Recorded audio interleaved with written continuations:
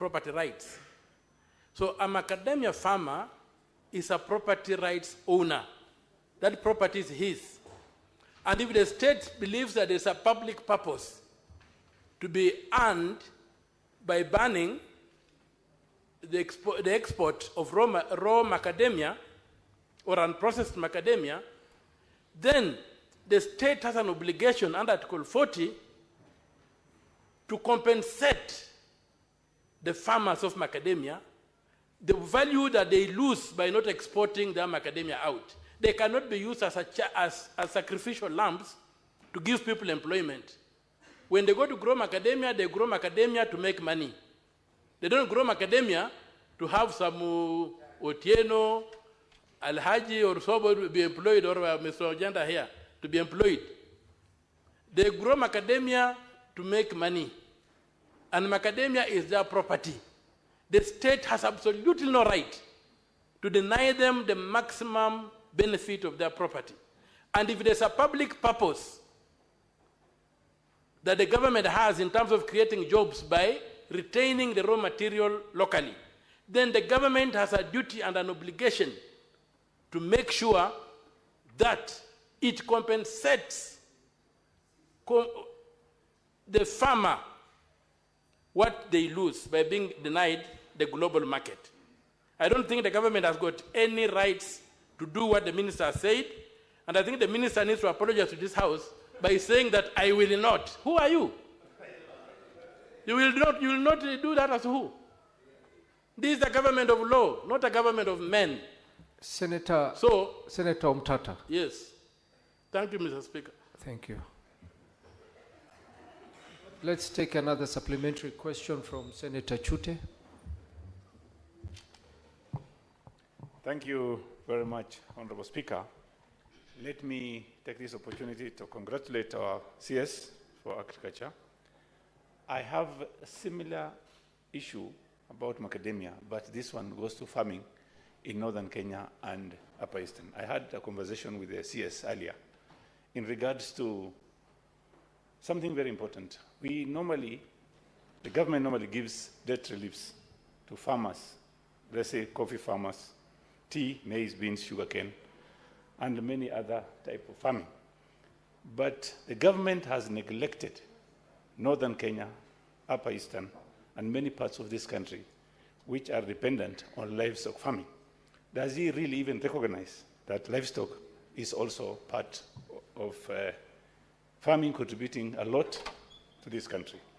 Having said that, my question would be, some farmers borrowed money through AFC loan, and many farmers lost the animals, up to almost 80% of the animals. And a farmer in Marsabit cannot afford to pay that AFC loan. My question would be, will the CS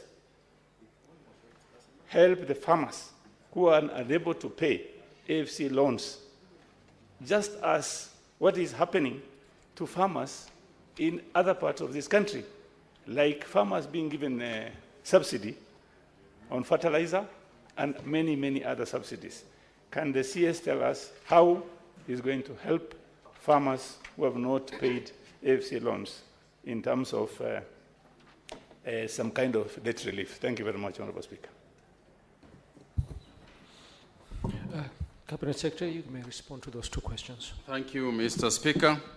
Mr. Speaker, again, on the issue of the Honorable Senator from Kirinyaga, I think, yes, we had agreed that, and I take what he said very, very seriously about visiting the macadamia nut farmers where they are to see and talk to them about the plight that the farmer has.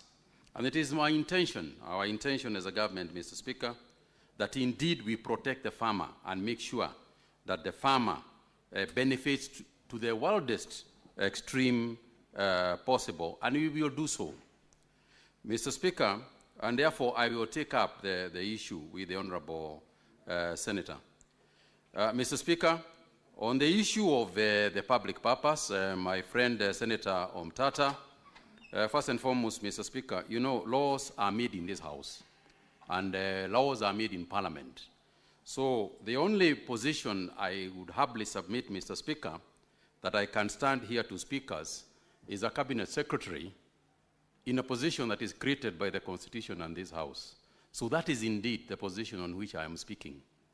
Mr. Speaker, the power or the regulatory framework on which the Senator referred to actually are again anchored in law, in the AFA Act of 2013, Section 43. And it is the one that actually allows the Cabinet Secretary for Agriculture, not Mutahi Kagwe, but the Honorable Secretary for Agriculture, to make the pronouncements that I have made. That is the position, and that is who made the pronouncements, not the man from Nyeri, as it were. Mr. Speaker, on the issue of Mr. Shute's question, the Honorable Senator Shute, I think the Honorable Senator, I would like to assure you, beyond any doubt whatsoever, that we consider the livestock industry as crucial, not just as important, it is crucial for Kenya's development. Unless we deal with it and give it the appropriate attention that livestock farming demands across the country, then we will not develop, or we will leave large chunks of our country undeveloped. And you know, a nation's strength is measured not by the strongest part of the nation, not by the strongest part of the rope, but the weakest part of the rope. That is how you measure the success of, or otherwise, of a nation. Therefore, I want to assure you, and we have taken serious steps towards livestock farming. As you know, we are in the process of building a large livestock, the Kenya Livestock Industrial Park, that cannot succeed unless we address the issue of livestock farming. And by addressing livestock farming, we are referring to a livestock herder, a person who looks after a cow. That's how far we have to go in order to protect the industry. So I want to assure you, and the Honorable Senator, that it is part and parcel of the issues we consider seriously in the ministry.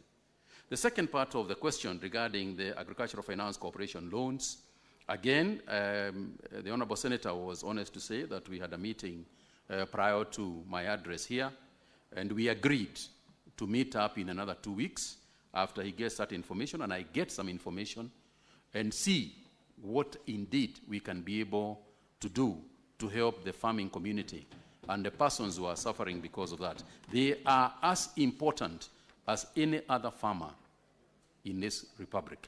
I thank you, Mr. Speaker. Thank you. Senator Mwini Haji Mohammed. Thank you, Honorable Speaker. Mine with regard to the tea blending